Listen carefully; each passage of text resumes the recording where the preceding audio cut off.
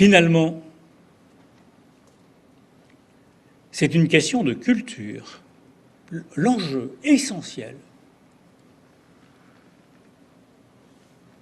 c'est celui de la culture.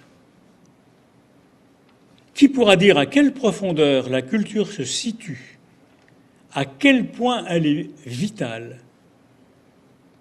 Elle est ce qui se construit et est permis par ce fort intérieur affronté à la question du désir qui nous anime depuis les origines. Elle est l'intelligence collective à l'état pur. Elle est ce que produisent les mœurs qui sont, disait Hegel, le savoir absolu des sociétés. Pour donner à entendre ce qui est en jeu, je me référerai à un auteur américain, Michael Walzer, qui a écrit un livre vraiment génial qui s'appelle « Sphère au pluriel de justice ». Il remarque ceci.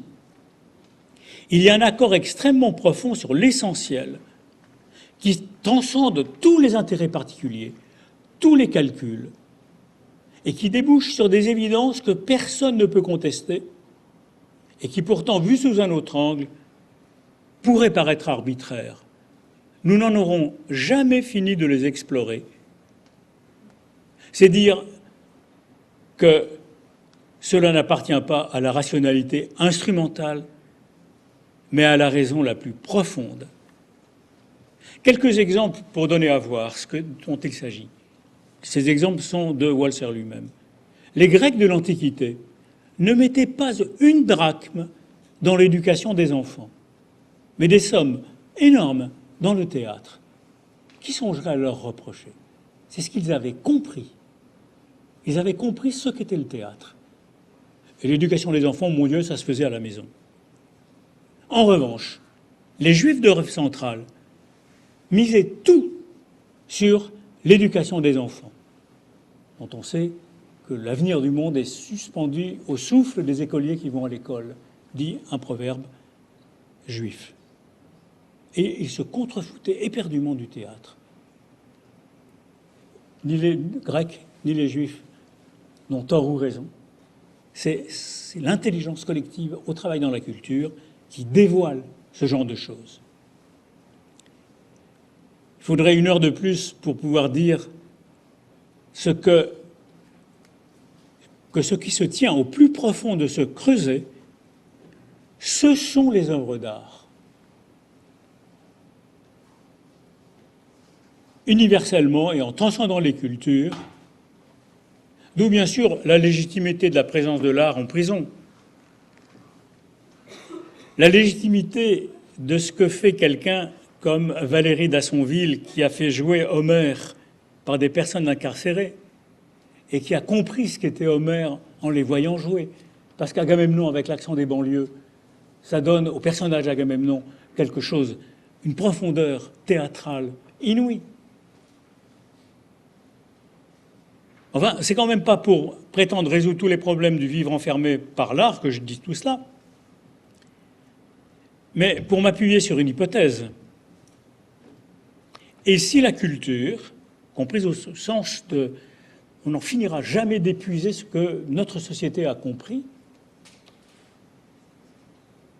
si la culture était précisément le lieu où chacun est perdu de vue, en un geste non pas destructeur, mais fondateur, le lieu dans lequel les tensions et les conflits se subliment, se transforment en vie politique.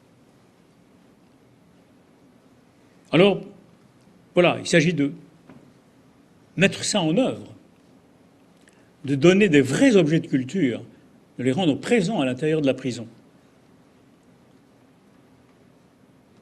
Et en guise de conclusion, je recourrai à une notion qui est en train d'émerger dans le champ à la fois de la pensée politique et des sciences humaines, c'est la notion de commun avec un S, de commun au pluriel.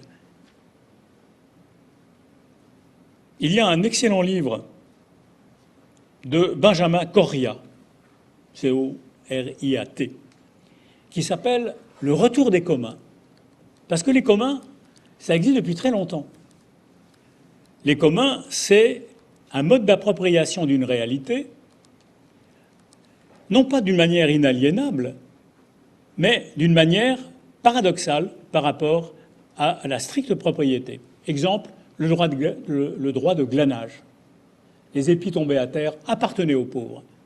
Le droit de vaine pâture, les champs non clos appartenaient à ceux qui avaient une chèvre ou une seule vache à nourrir.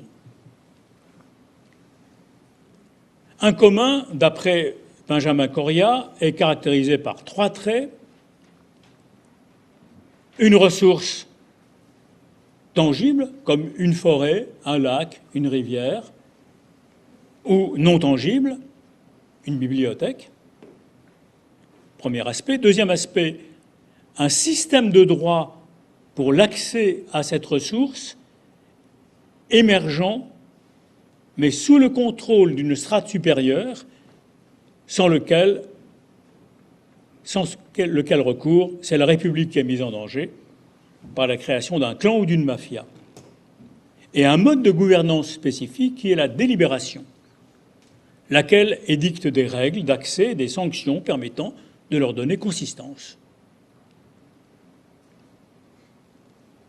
Le commun ne désigne pas des biens inaliénables, mais il désigne au contraire ce dont la propriété est modulée tout autrement que la propriété privée.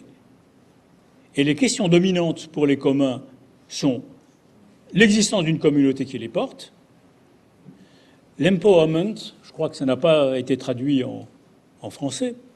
Il ne faut pas seulement disposer d'un droit, il faut encore pouvoir le mettre en œuvre avec les moyens d'accéder jusqu'à lui. Troisième question, les plus fragiles, les plus démunis, les plus vulnérables sont spécifiquement visés par la notion de commun. Et enfin, l'articulation avec la strate souveraine régulant les règles engendrées par délibération, cette articulation est extrêmement importante et délicate à mettre en place. L'hypothèse est ici de considérer la prison comme une communauté paradoxale, puisqu'elle existe, mais elle n'est pas constituée sur la base d'une ressource. Au contraire, cette ressource, il faut la faire surgir, sous peine, si j'ose dire, de mort. L'hypothèse est aussi de faire surgir toute la vie dans la prison en tant qu'elle est constituée de biens communs, comme si cette communauté était volontaire. L'hypothèse, enfin, que la culture est de tous les communs le plus important. Une communauté paradoxale, souvent à gestion mixte, mais ce n'est pas une question de public-privé. Cette question du public-privé est très complexe, vous voyez les problèmes de l'eau. C'est une question de remise en chantier du droit de la propriété.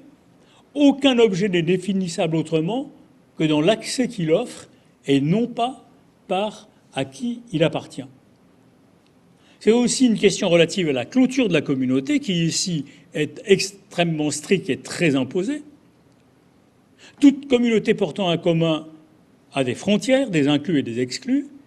Ici, l'inclusion est une exclusion, et dans cette exclusion même, eh bien, l'exclusion est saturante, puisque même à l'intérieur, vous êtes encore exclu.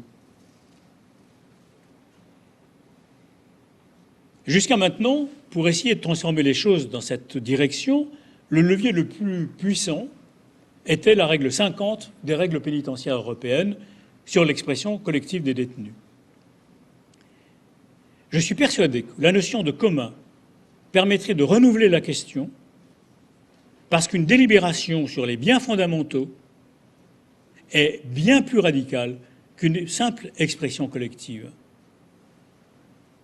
La question de l'empowerment des plus vulnérables prend ici une acuité inouïe, de même que le contrôle par l'étage supérieur est ici omniprésent et envahissant, puisqu'il ne reste plus rien à débattre, tout étant réglementé. À ceci près que déjà, dans le métier de surveillant, est entrée constamment une telle délibération et une telle négociation. Au total, la gestion de ce bien commun radical qu'est la culture ne pourra se faire que s'il apparaît comme tel, à la fois aux détenteurs de l'autorité, quelle que soit la forme de cette autorité dans la prison, et à ceux qui la subissent.